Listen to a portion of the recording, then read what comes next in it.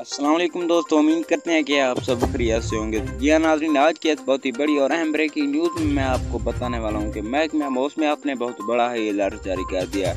ये अलर्ट किन किन इलाकों में जारी कर दिया है मैं आपको मुकम्मल तफसील के साथ बताऊँगा इस छोटी सी वीडियो में, लेकिन आपने हमेशा की तरह वीडियो को आखिर तक लाजमी देखते रहना है। तो जी हाँ दोस्तों, अगर आप हमारे यूट्यूब चैनल पर न्यू मरतबा विजिट कर रहे हो तो प्लीज़ हमारी वीडियो को लाइक करें और चैनल को फ्री में सब्सक्राइब कर दें और साथ ही बेल के आइकन को ऑल पे इनेबल कर दें ताकि इस तरह की वीडियो का नोटिफिकेशन आपको हर वक्त और सबसे पहले मिलता रहे और आप रहें बाखबर।